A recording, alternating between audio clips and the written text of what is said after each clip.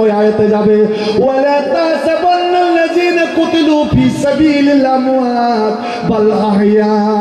আল্লাহ বলছেন রে জান্নাত মুমিন মুসলমানেরা যারা আমার পথে আমার রাস্তাতে শহীদ হলো, শাহাদাত বরণ করলো, তোমরা ওদেরকে মৃত্যু মনে করিও না, মৃত্যু মনে করিও না।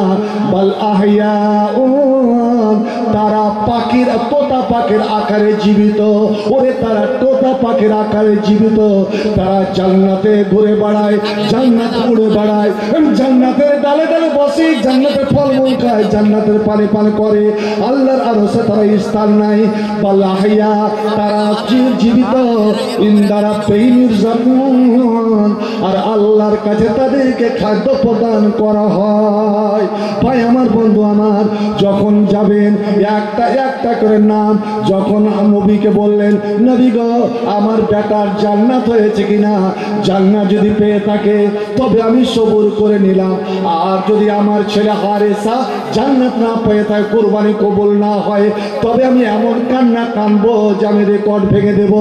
নবী হেসে বললেন ইয়া হাওলা তাহাবো, রে মা, রে পাগলি মা রোবাই, তুই কি মনে করেছিস আল্লাহর জান্নাতে একখানা, আল্লাহর জান্নাতে একখানা? না না না, ওয়ালাহু জান্নাতুল কাসীরা, আল্লাহর এখানে অনেক জান্নাত রয়েছে রে।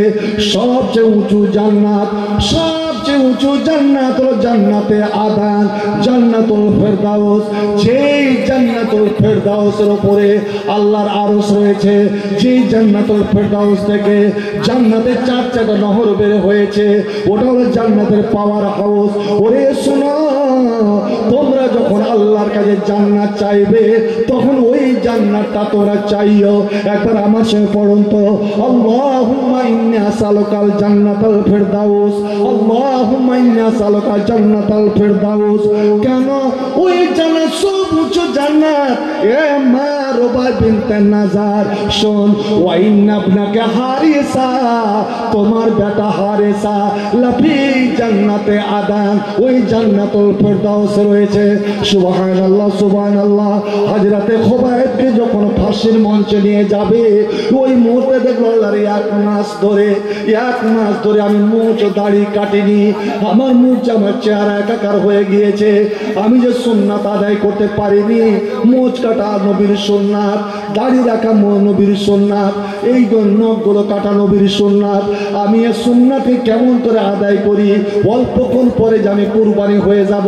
আল্লাহ যদি জিজ্ঞেস করে, যদিও তুই জেলখানাতে বন্দী ছিলে, এরে খুবাইব আমার নবীর নীতির বিরোধিতা করেছিলে কেন? তুই আপ্রাণ চেষ্টা করিসনি কেন এই সুন্নাতগুলো আদায় করার? বেচারা বিধিগ্রস্ত হয়ে পড়েছে। এমন সময় ওই বাড়ির একজন মেয়ে ছেলে বাইরে এসেছে, আবু সেরুয়ার বেটি পার বেটি বেরিয়ে এসেছে। মেয়ে ছেলে মনটা নরম হয়, মা বোনদের মনটা নরম হয়। হাজরাতে খুবাইব বলছে, এ ভাতিজি, তোমাদের বাড়িতে যদি একটা ফুর হতো, একটা ব্লেড হতো, ওস্কোরা হতো, আমাকে যদি তুমি দিতে তো কত না উপকার হতো। ওই মেয়েটা সঙ্গে সঙ্গে বাড়ি গিয়ে একটা ধারালো ফুর এনেছে, হযরতে খুবাইবের হাতে দিয়ে দিলেন। হযরতে খুবাইব এইভাবে ফুরে ধার দিচ্ছেন, তো থামো, ফুরে ধার দিচ্ছেন। আর ওই সময় ওই মেয়েটারই ছেলে, ছোট্ট ছেলে, ফাতারা যাইলে সাবিউল্লাহ, ওই মায়ের একটা ছোট্ট ছেলে হাঁটতে হাঁটতে চলতে চলতে খুবাইবের কাছে চলে এসেছে। কারণ ছোট্ট ছেলেদের কোনো জাত হয় না, ওরা শত্রু মিত্র কিছু চেনে না, যে সে নদীবে তারই কাছে আসবে। আল্লাহ আল্লাহ, ওই ছেলে দুশমনের ছেলে, শত্রুর ছেলে, যার বাবারা খুবাইবকে ফাঁসি দিবে, ওদেরই ছেলে খুবাইবের কাছে চলে এসেছে। হাজরাতে খুবাইবের কলেজা যেন মোচড় খেয়ে উঠলো। আল্লাহ, আমার কচি কচি বাচ্চা আমার বাড়িতে আছে, হে রব্বুল আলামিন, কতদিন ধরে ছেলেদের আমি কোলে দিতে পারিনি, সোহাগ দিতে পারিনি। তোমার নেই বলেছেন ছোট্টদের স্নেহ মমতা দেওয়া আমার সুন্নাত। ওরে কেউ যদি ছোট্ট ছেলেকে চুম্মা দেয়, ভালোবাসা দেয়, এটা আল্লাহ রাব্বুল আলামিন খুশি হন। এই জন্য নবী নিজের নাতিদেরকে খুব চুম্মা দিতেন, ভালোবাসতেন, আদর করতেন। হাজরাতে খুবাইব ওই ছেলেকে আদর করে টেনে নিলেন, এত সোহাগ ভালোবাসা দিলেন, নিজের কোলে বসিয়ে রেখেছেন। আর এদিকে খুর দিয়ে নিজের দাড়ি মোছ সুন্দর করে করছে। আর ঠিক ওই মুহূর্তে ছেলে খোবাবের খুরের দিকে তাকাচ্ছে মাথা উঁচু করে, আর মা বেরিয়ে গেছে। আল্লাহ রে আল্লাহ, কি করলাম? মায়ের চোখ বড় বড় হয়ে গিয়েছে, শ্বাস বন্ধ হয়ে গিয়েছে। এত বড় ফাঁসির আসামি, চুলের আসামি। কিছুক্ষণ পরে আমাদের লোকেরা একে ফাঁসির মঞ্চে ওঠাবে। আর ওয়ারি ওরি কোলে আমার কচি বাচ্চা উঠে আছে। খোবাইব তো ছাড়বে না, খোবাইব নিশ্চয় আমার ছেলে টুটিতে ফোর লাগাবে যে ওরে আমি তো মরেই যাব, আমি তো মরেই যাব, কিন্তু মরার আগে আগে তোরাকে না পায়, তোরকে একটা বাচ্চাকে আমি জবাই করে যাব, বাচ্চাকে জবাই করে যাব। এর ভারতের মুসলিমেরা যারা মুসলমানকে সন্ত্রাসী বলো, তো যারা জয় শ্রীরামের ধ্বনি দিয়ে আল্লাহ রে আল্লাহ মুসলমানের কচি কচি বাচ্চাদের ত্রিশূলে গেঁথে তোমরা নাচানাচি করো, শুনে নাও আমার ইসলামের শিক্ষা। হাজরাতে খোবাইব ওই মাকে দেখে বুঝে নিয়েছে যে মা ভয় পেয়ে গিয়েছে। বলছে আপনা তাকি এ ভাতিজি আতাখা পিনা, কি তুই ভয় পেয়ে গিয়েছো? আখ তোলাই আপনাকে, আমি তোমার বেটাকে হত্যা করে দেবো, তুমি কি ভয় পেয়েছো? না মা না বিটিরে, এটা মুসলমানের ব্যাপারে কোনোদিন চিন্তা করিও না। আমি নবীর মাদ্রাসার ছাত্র, যে নবীর শিক্ষা যে দুশ্মনের ছোট বাচ্চার ক্ষতি করিও না, দুশ্মনের মেয়ে ছেলেদের ক্ষতি করিও না, দুশ্মনদের বুড়ো মানুষদের কোনো ক্ষতি করিও না, দুশ্মনদের জীব জন্তুর কোনো ক্ষতি করিও না, দুশ্মনদের কোনো ফসল পানি ক্ষতি করিও না, ঘুমন্ত মানুষের ক্ষতি করিও না। আমি তোমার ছেলের ক্ষতি করব না। এই বলে ছেলেকে আদর করে মার দিকে ফিরিয়ে দিলেন। আর ফিরাজ যেমনই ফিরিয়েছেন, ছেলে দৌড়ে গিয়ে মাকে জড়িয়ে ধরেছে। ওই মা বলছে, বেটিটা বলছে, আমি খোবাইবের দিকে তাকালাম, হায় রে তুই কেমন বন্দি, যে আমার ছেলেকে আদর করে তুই ছেলে হত্যা করলি না।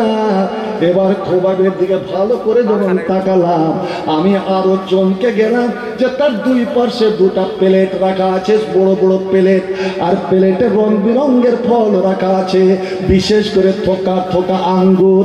আল্লাহ রে আল্লাহ, এই আঙ্গুর কোনো মক্কা মদিনা টাইপের আঙ্গুর নয়, আরবের আঙ্গুর নয়, ভারতের আঙ্গুর নয়, কারণ সেটা আঙ্গুরের সময় নয়। যে ফলগুলো খোবাইব একটা একটা করে মুখে দিচ্ছে বিসমিল্লাহ বলে, আমি তো অবাক হয়ে গেলাম। এই ফল এই জমিনের নয়, কোনো দেশের নয়। আমি যদিও তখন মুসলমান হইনি, আমার বিশ্বাস হয়ে গেল মুহাম্মদ সত্য। জোরে বল আলহামদুলিল্লাহ। মুহাম্মদের দিন সত্য, মুহাম্মদকে মানতে মানে সত্য। ওরে মুহাম্মদের দিনের জন্য যারা জীবন দেয়, আল্লাহ রাব্বুল আলামিন তাদেরকে কোনোদিন অনাহারে মারবে না। ওরে আল্লাহর পথে যারা দান করে, আল্লাহ কোনোদিন তাদেরকে অনাহারে মারবে না।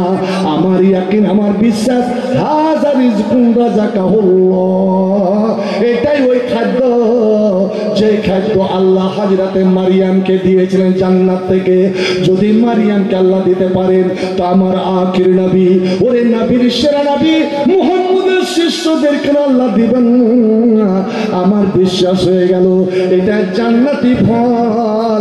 একটা ভালো করে জেনে রাখুন, ওরে দুনিয়াতে বসে বসে, দুনিয়াতে বসে বসে জান্নাতের ফল কে খেয়েছে, জান্নাতের খানা কে খেয়েছে, তিনি আর কেউ নয়, তিনি হলেন আমার নবীর গোলাম, আমার নবীর খাদেম, এই দিনের সৈনিক হযরতে খোবাইব রাদিয়াল্লাহু তাআলা আনহু। এবার জোর সুবহানাল্লাহ বলা যাবে না ভাই? খোবাইবকে যখন আমি কথাটাকে 1 মিনিটে শেষ করে দিচ্ছি, ওদিকে যদিও অসমর্থ রয়ে গেছে আমার ভাই শফিক, একটু কানে কানে একটা কথা বললেন, তত তাড়াহুড়ো করবে না, কারণ ডাঙ্গা পাড়ার মানুষ, এরা শুনতেও জানে, দিতেও জানে, না দিয়ে এরা যাবে না। এটা বৈশিষ্ট্য ভাই, এরা না দিয়ে তুমি যাবে না, ওই আকনালটা ফাঁকি দিয়ে চলে যায়, বাকি অন্য কেউ ফাঁকি দিয়ে যাবে না। তো ভাই আমার, হযরতে খোবাইবকে ফাঁসিতে উঠাবে, সেই মুহূর্তে মক্কার কাফেরেরা, বড় বড় কাফেররা বলছে, খোবাইব তোমার জীবনের কোনো আরমান আছে? জীবনের কোনো আরমান আছে? আমরা হলে কি বলতাম, একটা আরমান আছে ভাই, 1 মাস ধরে আমি আমার ছেলে মেয়েকে দেখিনি, আমার স্ত্রীকে দেখিনি, বাড়িঘর দেখিনি, একবার দেখতে দেবে? আমার এটা চাই ওটা চাই, আমি এক মাস ধরে ভালো খাদ্য খাইনি, একটু ভালো খাওয়া খাইয়ে দাও, এটাই বলতাম। না না না, तालिबे दुनिया है मुखन्नस, तालिबे दुनिया है मुखन्नस, तालिबे उक़बाए ज़ल, तालिबे मौला जो निकला वो सरखर हो गया। हजरत खोबाई बोलছেন তোমরা আমাকে আমি যেটা আরমান বলবো, আমার মনের আবেগ যেটা প্রকাশ করব, তোমরা দিবে তো? বলছে অবশ্যই দিব।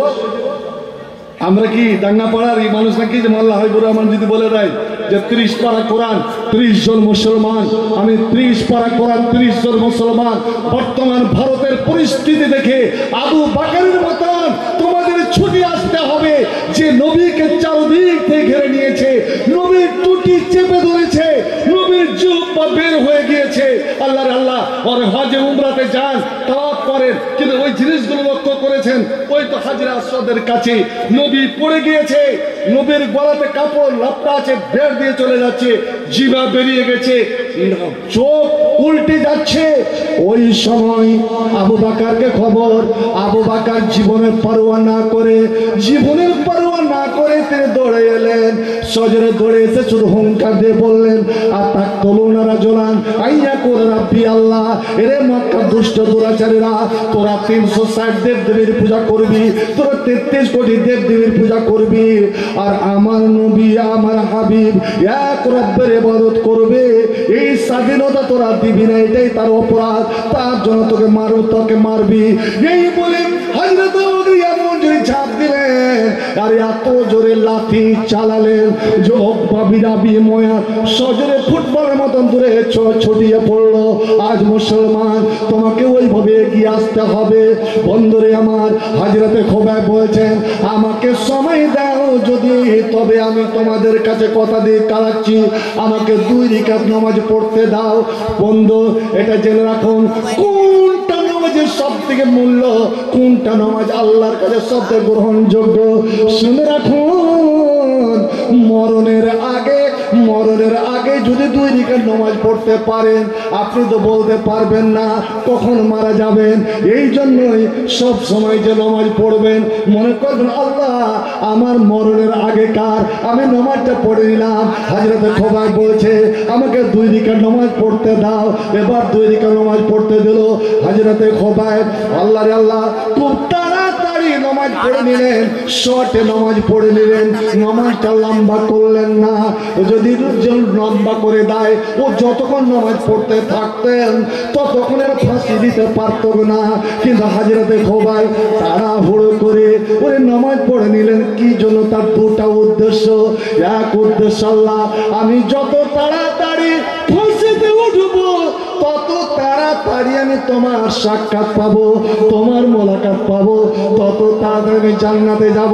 দ্বিতীয়ত আমি নামাজ যদি লম্বা করে দিই তবে দুষ্ট দুরাচারীরা, এই মক্কার কাফেরেরা আমার ব্যাপারে ভুল ধারণা পোষণ করবে। এরা বলবে যে খোবাই মরণকে বলে ভয় পেয়ে গিয়েছে, যার কারণে নামাজকে লম্বা করে দিল। আল্লাহ মুসলমান তো মৃত্যুকে বলে ভয় পায় না, মৃত্যু হলো মরণ হলো মুসলমানের তওবা। আল্লাহ তোমার মোলাকাতের একটা জারিয়া। মরণ পাখি যে দিন এসে করবে ডাকাডাকি, থেমে যাবে জীবন তোমার, বন্ধ হবে আঁখি।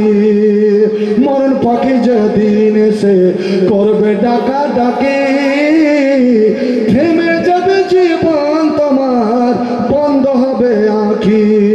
ওরে মন, থেমে যাবে জীবন তোমার, বন্ধ হবে আঁখি। দুনিয়াতে আছো তুমি টাকা পয়সা নিয়ে, মরলে তোমায় করবে দাফন সাদা কাপড় দিয়ে। দুনিয়াতে আছো তুমি জমি জায়গা নিয়ে, মরলে তোমায় করবে দাফন সাদা কাপড় দিয়ে। যাইবা তুমি খালি হাতে, ওরে যাইবা তুমি খালি হাতে, রইবে পড়ে সবই, বন্ধ হবে জীবন তোমার, বন্ধ হবে আঁখি, পড়ে রবে